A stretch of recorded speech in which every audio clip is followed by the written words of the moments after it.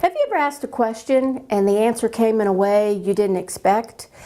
Maybe you were surprised. Maybe something just came out of left field and just threw you for a loop. That happened to me. It not only happened to me, but it was a message that came through that's for all of us. And I want to share that with you today. My name is Dianehayworth. I'm a spiritual coach, a motivational speaker, and an author. And thank you for giving me the opportunity to share this with you. I was on my way to a conference, and it was a conference I'd attended before with one of my mentors and teachers. His name is Dr. Robert Holden.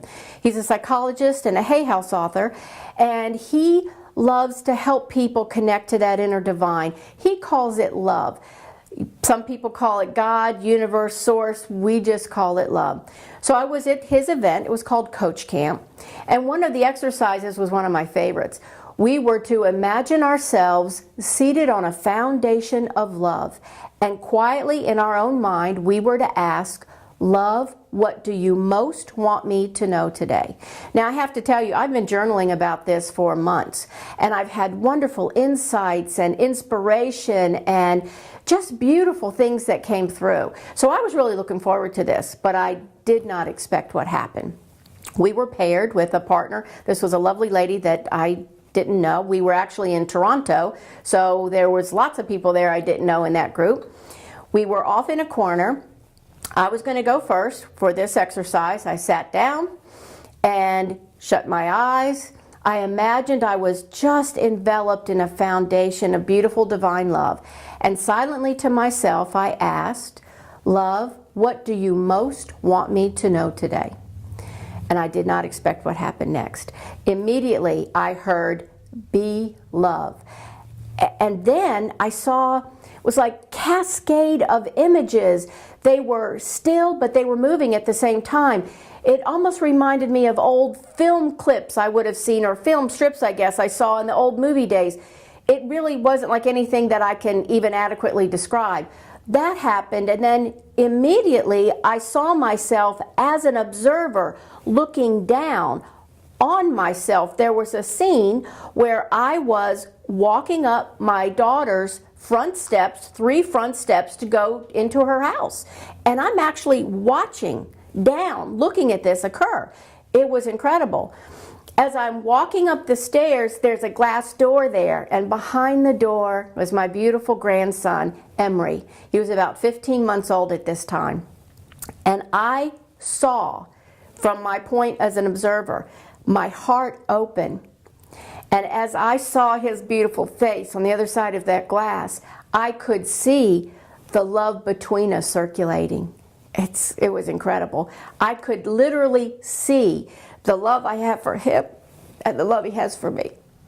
I've never experienced anything like that.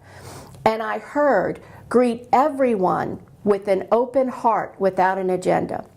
The next second, I'm inside the house and I'm looking at my grandson.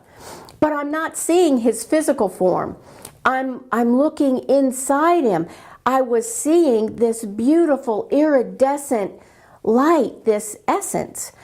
And I hear, see the divine essence in everything.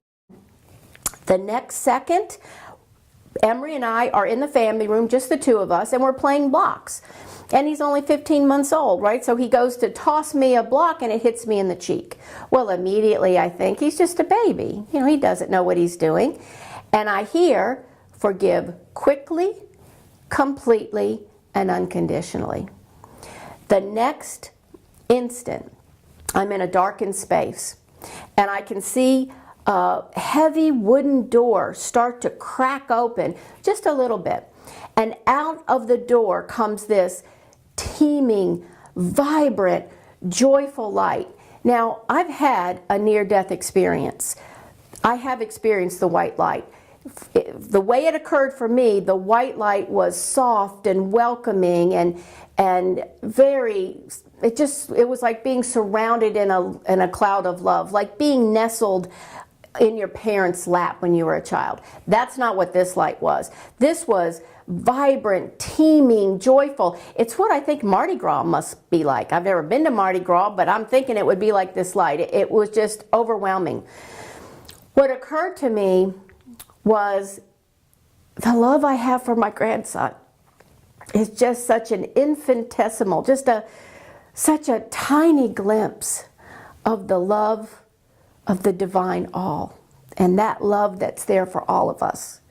I got just a glimpse of it, and this was months ago, and you can see how it's affecting me right now. It was overwhelming. It was beyond words. It was so beautiful. And I heard, you're all trying to get back to the light. You don't realize you never left.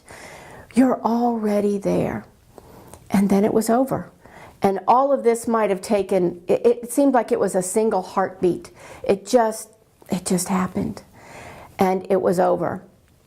And I opened my eyes, and this lady that was my partner for the exercise, she said, you know, is there anything that you want to share? I couldn't speak. I just was overwhelmed with what had happened. I couldn't speak. I think after a minute I was able to say, you know, I experienced love for my grandson and saw the divine love, something like that. But literally, I was kind of knocked off my feet. I got through the rest of the day. I didn't really talk to anybody about it. But because I was away, I spoke to my husband that night. And when I talked to him on the phone, his voice sounded different. And he told me about a terrible tragedy that occurred to somebody that we know. There had been just a horrible, horrible event that involved a murder-suicide. And it included a small child. It was just beyond horrifying. We were shocked, we were distraught, we were worried about our friend that was part of this, that was survived. And we got off the phone kind of quickly because we both were still trying to process this. I tried to go to sleep because I still had to go to class the next day, and I couldn't. Every time I shut my eyes, the details of that tragedy just kept playing over and over in my head. I just couldn't understand why this terrible thing had happened to someone, to anybody, much less somebody that we knew. It just seemed like it was something you'd see on TV. It wasn't even real, but it was real. About 3 a.m., I literally sat right up in bed and said out loud, I know I can't do anything about this, but how am I supposed to be with this? You have to show me. How am I supposed to be with this? And immediately I heard, be love. Greet everyone with an open heart without an agenda. See the divine essence in everyone. Forgive quickly, completely, unconditionally. You are all just babies. You're all just trying to find your way. So I got to work. I sat there and did forgiveness work as best I could. I blessed everyone. I asked to see the greater message in this. I just did anything that love could help me do. I said, love, you have to help me, show me how to do this. And that's what I did for several hours. I was able to go to sleep a little bit. I woke up the next morning. I had no voice, nothing. I remembered the night before I'd said to my husband, this is an unspeakable horror. And I couldn't speak. I went to class, and I literally, my voice was so weak I couldn't even have a voice command on my phone. I couldn't speak above a whisper. So I wasn't able to participate, right, in some of the class exercises. I could text or write notes, but that was it. I was in a really loving environment, which was really turned out to be important because I needed to be supported by love. People that I didn't know were giving me hands-on healing and handing me lozenges and bringing me tea. I just was surrounded in this beautiful bubble of love. That evening, I was able to eke out, really hard, but able to eke out to one of my girlfriends that was in attendance what had happened. And I have to say, I was able to receive her love, her support, her compassion, right, to help get me through this. By the next day, which this day I was to go home, I couldn't even whisper. It was just all gone. Went to the doctor. My husband had to take me because by the time I got home, I was running a fever. I was really, really sick. The doctor said that I had picked up some sort of issue that travelers sometimes get. Now, I have to tell you, I travel a lot. I've never had this issue. Not like this. But she actually told me that I was forbidden to speak. 7 days, no talking. 7 days without talking. Now, I had to do this because in 10 days, I was supposed to deliver a sermon and a class. So I couldn't risk not having a voice. And I realize in retrospect how important this part of my experience was.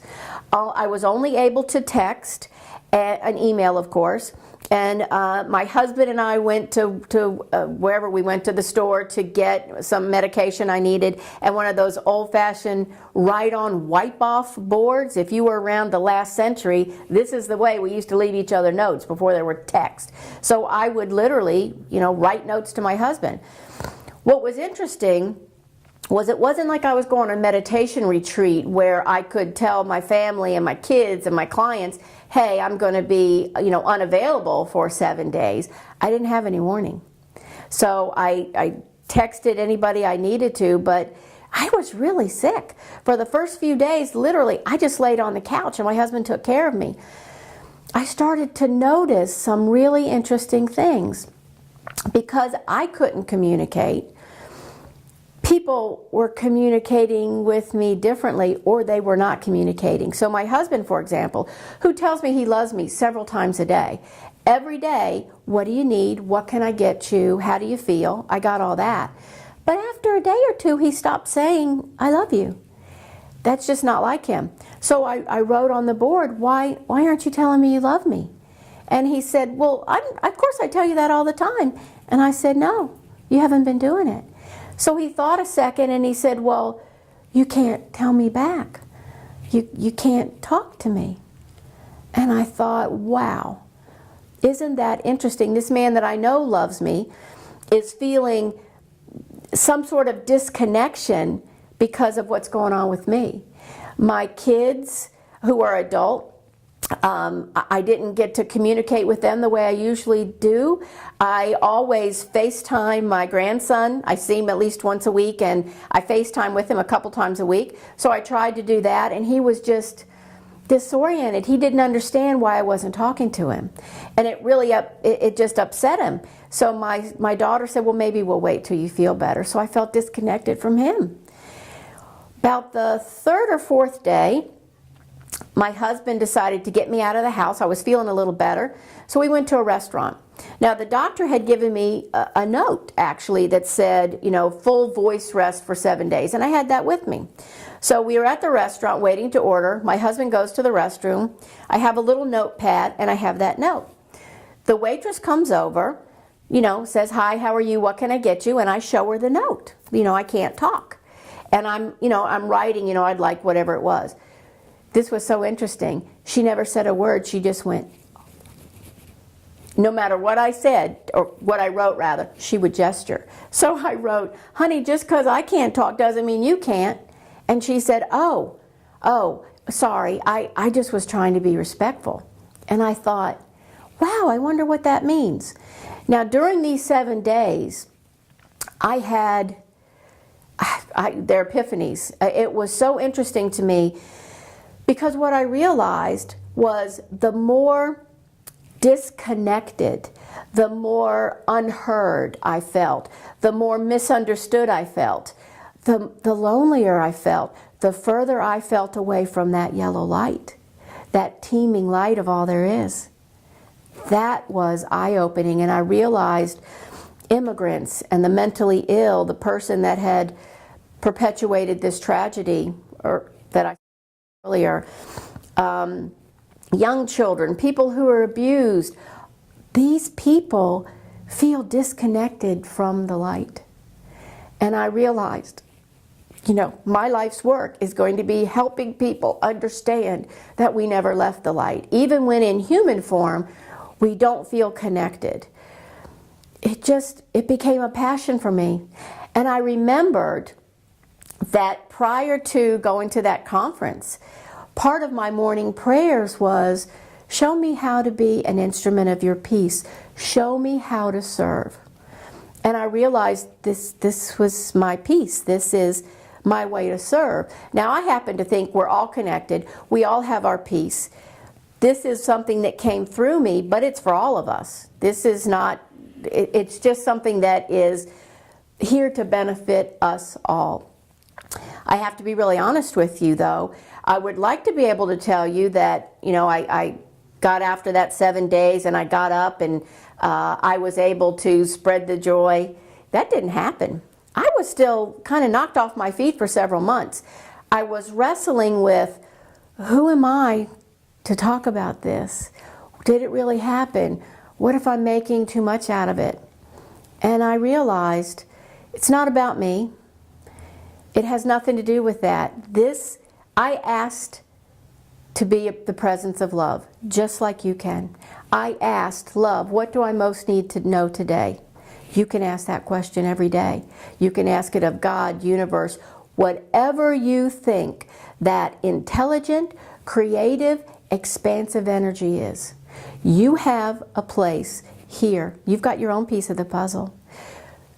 Our collective understanding of the divine, I think, depends on all of us stepping up, being the presence of love for ourselves, our families, our communities, for each other. It's really important work. It's exciting. And we're all in this together. That's kind of the most exciting part. That's what gave me the courage to stand up here in front of you today and talk about this crazy thing that happened to me. Because it's not about me. It's about us and what we can do together. I will say that the months after that event, I did share this with a few people that I trusted because I was just trying to figure out, well, does this make a difference? What happens? And what occurred was really beautiful, and it just really helped me understand that these are principles that everybody can use. In my own life, if I had a situation where I was going into, let's say, a seminar, a workshop, either as a speaker or a participant, where I might feel a little nervous or apprehensive, then I would ask myself, how can I approach this with an open heart without an agenda?